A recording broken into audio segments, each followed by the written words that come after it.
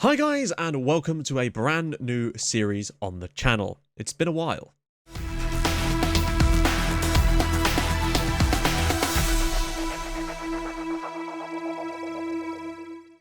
So apologies for the lack of the sort of fancy intro that I used to do. I just figured for this it would be best if we just got straight back into things with no nonsense. We can revisit that stuff at a much later date. And don't worry, I'm going to make a video about where I've been for the past nearly 2 years, but I felt it was better to do that as a separate video rather than talk about it in this, because this is supposed to be about Football Manager, and that's what it's going to be about. Now, originally, the plan for this video was to get this up last week, however, I had some computer issues as well as some sound issues. Hopefully, those have been rectified now with this new mic stand that seems to prevent the computer noises from my second computer fan from overwhelming the microphone with sound, which was the main issue. There was a horrible buzz. Hopefully, that's gone now. Now, before we get into anything else, I do want to quickly talk about the new schedule and the new format to the videos.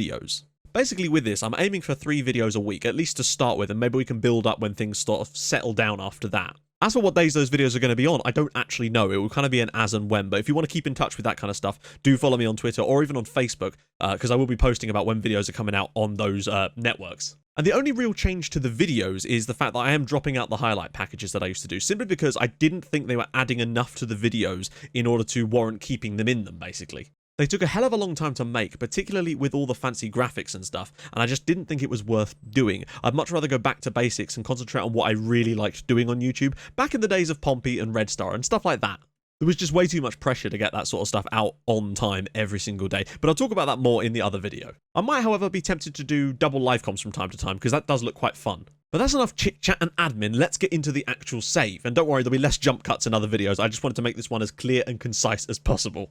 The team we're going to be managing is Boldklubben AF 1967. They are the 12-time champions of Greenland and also have won the league in Greenland for the last God knows how many years in a row. However, our aim is a little bit different than that. The main aim of this save is we are going to win the Danish league and hopefully from then on the Champions League with a team from Greenland. Now you might be thinking, that doesn't sound possible. And you're right, it probably isn't, but we're going to give it a go anyway. So what I've done is I've created the team because they didn't actually exist in the database, though they are a team in real life. Interestingly, the town in Greenland that they're based in, Nuuk, is in the game. Don't know why, but it is. I've added them to the 3rd tier of the Danish league structure, replacing a team called Listrup. Nothing against them, I just had to pick someone, and it turned out to be them this time. The only changes to the database I've made, though, is to add this club in and remove the other one, of course, making them as well. I have to add a few things like the stadium and stuff. We are an amateur side, much like many of the teams at this level. There are a few semi-pro sides, but generally there's a lot of amateur sides. I was on the fence about whether to be semi-pro or amateur, but for financial reasons, it actually made more sense to be amateur, at least in the early days of this save. Facilities-wise, we've essentially got average facilities for the division that we're at. The stadium itself, I tried to make as close to realistic as possible, with synthetic turf, which I'm pretty certain they do have, and a 2,000 capacity with 200 seats. Originally, I was going to try and put us in the 4th tier, but that required using an extended database, and that just would not work for some reason. One of the bonuses about putting a team in the game like this is that our entire team is full of regens, which is basically like heaven for me, as you well know. Now, of course, if you want to play along with this, you can. I'm going to put a link to the database in the description of this video in a pack that also contains the kits and the badges, because I had to create the badge from scratch because the only version of it I could find was about this big, which was not going to work in terms of graphics. Now, I've tested this database pretty extensively. I've done at least 3 seasons of a save just testing it all out to make sure everything works, and promotion and stuff works. All of that stuff works. You can tell I've been working on this for quite a while now. Since like early January. Now you might have noticed as well that Fabio da Silva Moreira, or just Fabio, is the manager. Now he basically won the poll that I put out to suggest who we should have as the manager. He didn't get a fair shot really with Midtjylland, so it made sense that we brought him back for our next attempt at Denmark. As for his stats, he was a global international footballer when he played for Wimbledon, so it made sense that we gave him that. As for the coaching badges, I just hit suggest for the league, and that's why it gave us a national A license, which seemed a bit high, but I'll take it. I've put a lot of the emphasis in his stats towards youth development, since we're going to have to do a lot of that, and you'll see why very soon. The other weird thing about Fabio and this creative manager thing is because I'm playing this on a cloud save, whereby I play a lot of it on my laptop, and then I record the videos up on here on the desktop, every time I bring him in to this save, when I've tried recording this video before, he becomes completely white. Pale as a ghost. I don't know why, but then you have to go in there and click confirm, and then suddenly he's back to all his glory again. Interesting to note that this is the 3rd time I've had to record this video due to various issues, but I've stuck to my guns on it and recreated the save each time. That way I don't know any of the players coming into the video I make. And again, it's the same here. I've not seen any of the players for this team yet, so it's going to be a surprise when we take a little look in a minute. Ooh, that was a long sentence. I'm running out of breath. Before we get into anything else like looking at the team, I do want to talk about a few quirks that have happened as a result of putting a team from Greenland in the Danish league. Quirks which you will no doubt come up against as well if you try and play this save.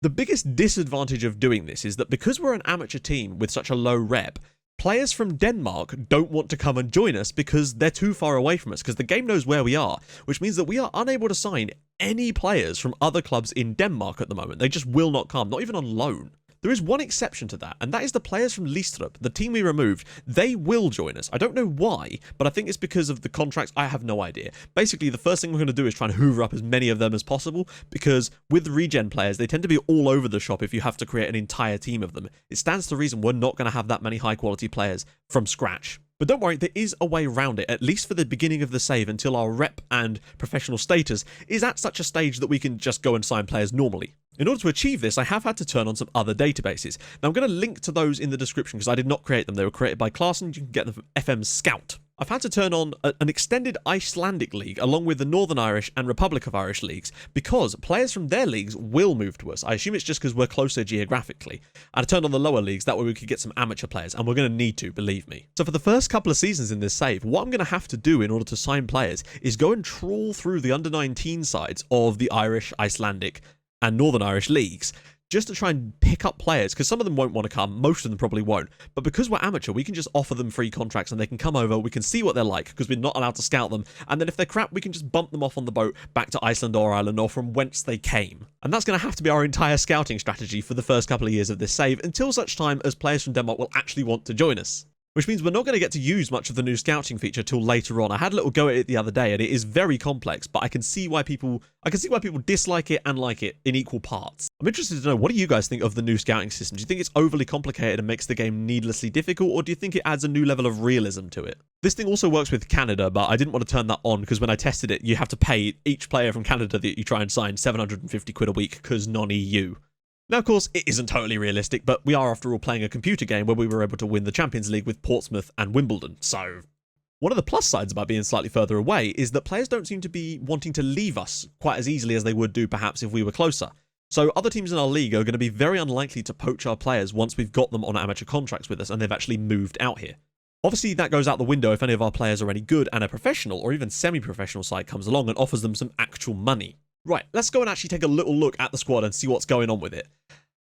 Oh, wow. So as you can see, there's a couple of players that you might think look absolutely incredible. 5-star player here. He's only 16 as well. But at this level, with the squad that we've got, that might as well be 5 bananas out of 5. It means nothing. This is Thomas Laursen. As you can see, I've got a skin turned on that will allow us to blow up the face pack when we actually get to use it. It does make the regens look a little bit Frankenstein-y, as if they didn't look bad enough already. And this is a thick boy right here. He is meant to be our best player, and actually, he's pretty fucking good, I've got to say. Determination of 17, positioning 12, that's really nice. I've got a filter on the interface to make sure that anyone over 11 is basically considered good by this, because we are playing in the very lower leagues after all.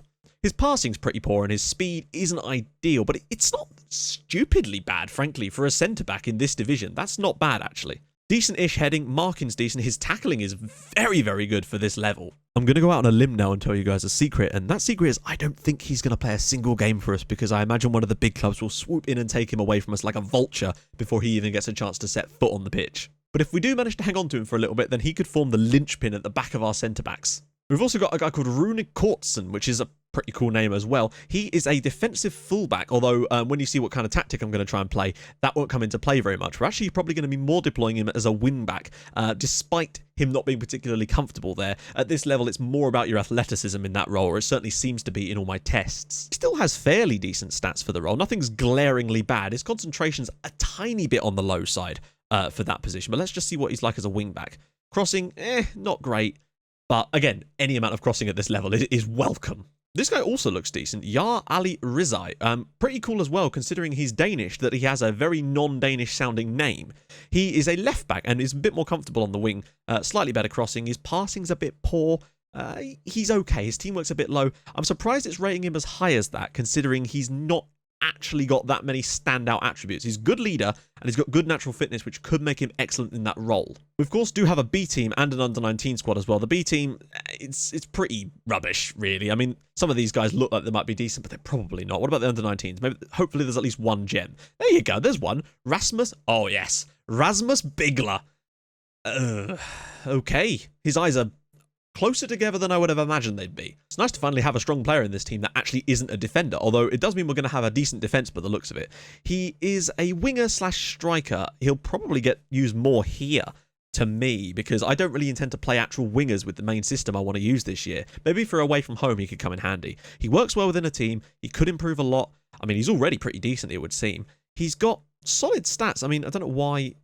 Apparently we don't need any of these stats for that defensive forward role, and it's ideal because I do intend to use one of those in the tactic.